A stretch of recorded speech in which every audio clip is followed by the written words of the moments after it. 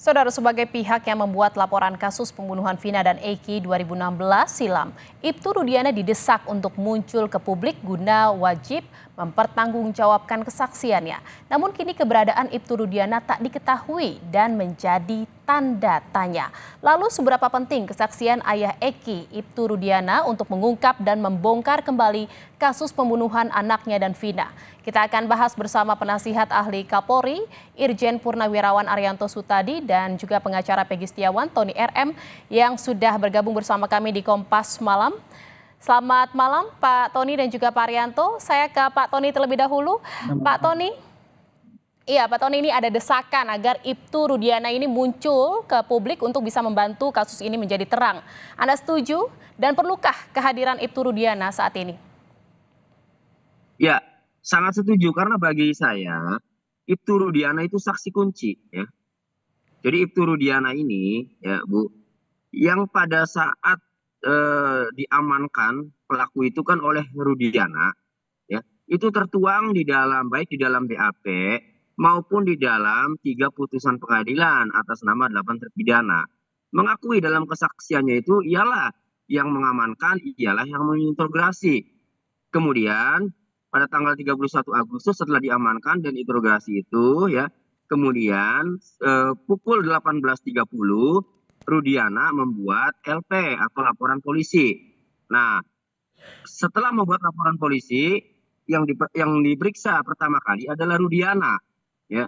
Dalam poin 5 ya, Rudiana itu ketika ditanya penyidik BAP ya, ketika ditanya penyidik ya, tahukah saudara identitas para pelaku pembunuhan berencana ya dan persetubuhan terhadap anak itu? Rudiana di situ menjawab bahwa adapun ya para pelaku itu identitasnya sebagai berikut.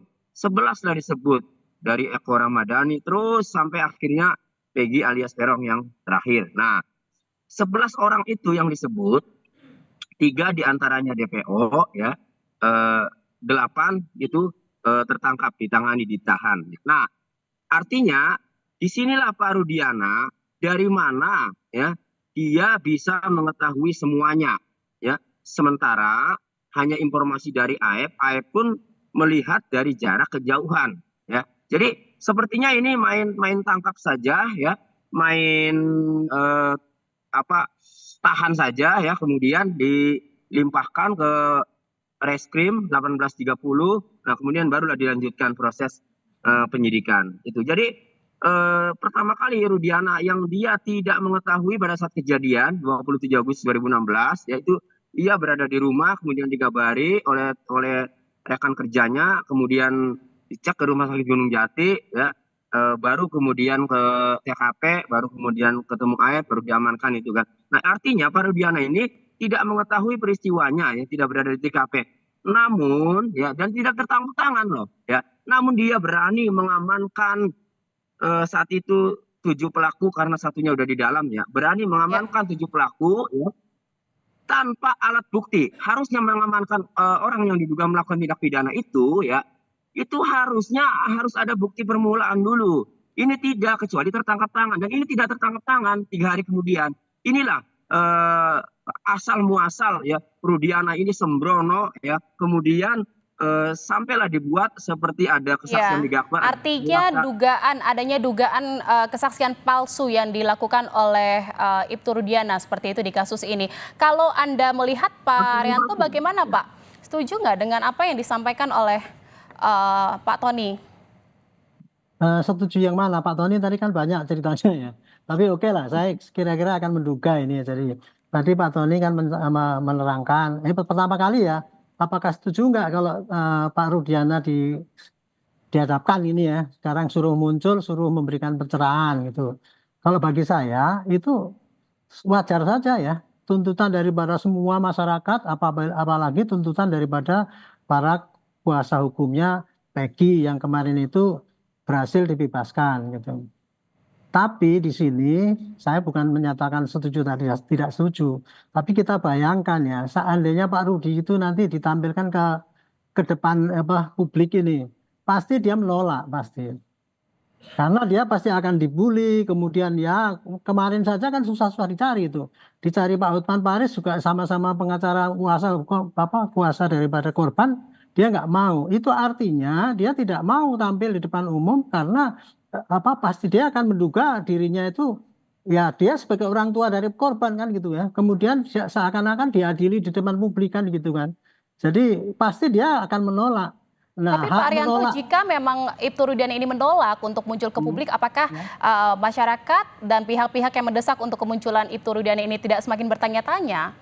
Itu risikonya, itu pasti bertanya-tanya. Tapi penolakan Peggy Rudiana untuk tampil di TV itu nggak bisa kita paksa, itu hak seseorang itu. Jadi ini tergantung daripada si Rudiana mau tampil apa tidak. Kalau tidak, ya nggak mungkin polisi juga penyidik ataupun apa lain itu memaksa dia suruh tampil di depan publik. Itu pandangan saya ya. Tapi dengan tidak munculnya dia itu memang sangat merugikan citra Polri. Karena sampai sekarang ini kan dianggap para peradilannya amburadul gara-gara dia kan gitu kan. Itu jawaban saya untuk ini ya. Kemudian untuk yang kedua, kenapa kok kemudian si Rudiana sekarang itu tadi menangkap kok kemudian tahu semuanya kan? Saya ceritakan ini kenapa itu bisa terjadi. Itu Baik, dulu kan mungkin kasus. untuk muncul ke publik ini kemungkinannya bisa menolak, tetapi kan penyidik tidak menutup kemungkinan untuk bisa memanggil kembali Ibtu Rudiana untuk diperiksa kembali dan membongkar lagi kasus pembunuhan Vina ini. Apakah memungkinkan, Pak Arianto?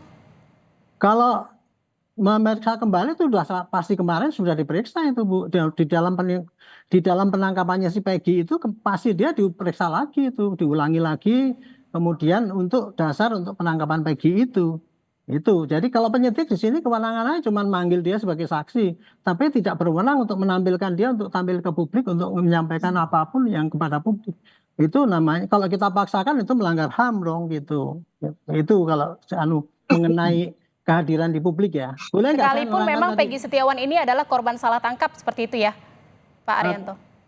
pelaku korban salah tangkap kan itu maksudnya Mbak gitu ya. Iya Iya, kan? jadi Ya itu memang kan tuduhan. Itu kan tuduhan daripada korban salah tangkap. Nah, kemudian saya akan menerangkan ini. Kenapa kok sampai tadi Pak Tony bilang kan itu si Rudi kan kok tahu 11 identitas dan sebagainya itu kan dari mana itu kan gitu kan. Nah, saya ceritakan ini gini. Itu kasus dulu dilaporkan temuan kecelakaan tunggal.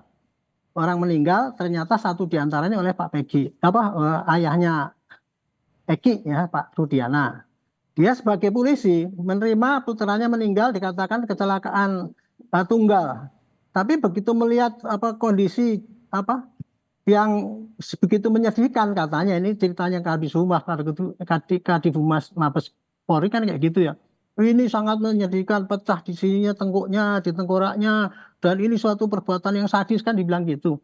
Nah orang tuanya melihat kayak gitu kan otomatis kan dia nggak terima kalau ini dianggap sebagai kecelakaan lalu lintas. Maka dia sebagai polisi ya pasti dia akan mencari namanya menyelidiki sendiri. Nah, kemudian dia mengadakan penyelidikan sendiri di baik. samping dia sebagai polisi dan dia sebagai ayahnya. Kemudian dilakukan oleh Pak Rudiana ini, kemudian menangkap orang yang disampaikan oleh AF itu tadi, kemudian diinterogasi oleh dia. Kemudian Baik, dia menurut membuat Pak laporan Arianto ini polisi. tidak urgensi gitu ya untuk kemunculan dari Ibtu Rudiana saat Ya, ini ke kalau publik. untuk kemunculannya Kalau dari Pak Tony, saya ingin juga mengetahui ini kan kondisinya sudah berbeda gitu ya pasca akhirnya klien Anda dibebaskan. Ini urgensinya seperti apa kemunculan Ibtu Rudiana di publik dan ingin apa saja yang bisa digali dari kesaksian dari Ibtu Rudiana jika memang bisa dimunculkan saat ini? Ya, baik. Untuk perkara posisi Rudiana sebagai korban, sebagai ayah korban, ya, sebagai ayah dari Eki, sebagai pelapor, memang apa yang dikatakan Pak Arianto itu hak Pak Rudiana, mau muncul mau tidak. Cuma yang saya terjemahkan di sini, muncul itu kan dalam arti ya, di penyidik lah ya. Yang ingin ketahui itu adalah diperiksa penyidik, kemudian dimunculkan ya oleh pihak kepolisian. Nah, kalau begitu keinginan publik ya, maka ini ada jalan. Apa jalannya? Pengacara para terpidana kan sudah melaporkan. Jadi posisinya terbalik. Kalau tadi Pak Rudiana itu punya hak untuk muncul atau tidak, maka di posisi Pak Rudiana sebagai terlapor yang dilaporkan oleh terpidana, maka penyidik Bareskrim Polri yang menerima laporan pengacara para terpidana itu mempunyai kewajiban untuk memeriksa Rudiana. Nah, setelah diperiksa, nah maka penyidik bisa tuh kan, publik mendesak penyidik atau propam ya yang memeriksa harus segera mengumumkan apa hasil pemeriksaan terhadap Rudiana. Nah, yang penting digali dari Rudiana berdasarkan catatan di putusan pengadilan ya Bu, itu pertama, Rudiana yang mengamankan pertama kali ya itu tidak menyita handphone anaknya Eki. Padahal anaknya Eki itu meninggal ya. Seharusnya ketika orang meninggal, seorang anggota polisi itu harus mencari petunjuk. Handphone itu salah satu alat untuk bisa mendapat petunjuk kalau memang disita. Ini tidak, punya handphonenya Eki tidak disita.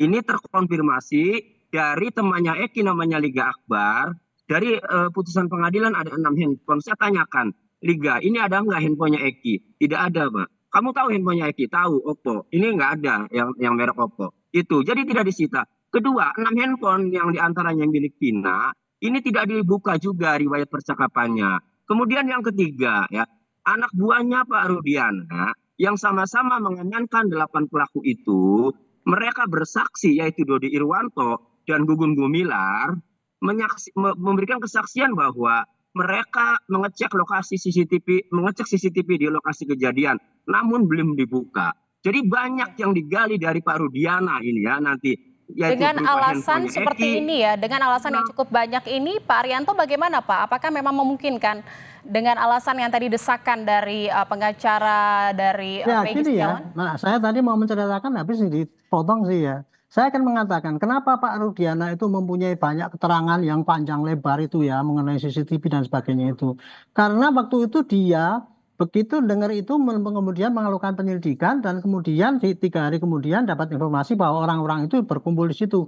Kemudian dia bersama anggotanya kemudian membawa orang itu ke Polres dan diinterogasi. Dan kemudian dia membuat laporan model A atau B, saya lupa namanya ya. Tapi itu yang jelas laporan yang dibuat oleh seorang anggota polisi menemui keadaan di lapangan. Dibuatlah laporan itu. Jadi apa yang dia dapatkan keterangan daripada semua apa yang ditangkepin itu, KTP dan sebagainya, dia punya datanya. Sampaikan kepada LP.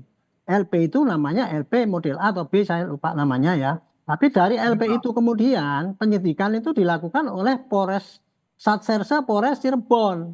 Nah, di situ tadi kalau mengenai tugas membuka handphone dan sebagainya itu kewajiban daripada Polres Cirebon.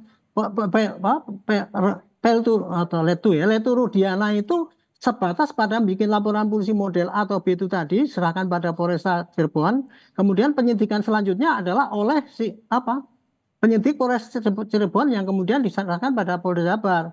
Kalau ini penyidikan dianggap amburadul, itu Pak Arianto, ini kan juga ada selain desakan untuk muncul ke publik, ini juga pihak keluarga Vina juga ingin ada mediasi atau pertemuan dengan keluarga Vina. Ini apakah memungkinkan Pak? Singkat saja.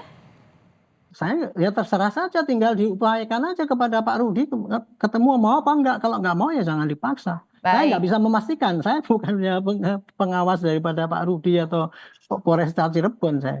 Saya ini orang luar yang hanya melihat dari YouTube yang ada di TV ini aja gitu. Baik, terima kasih Pak Arianto Sutadi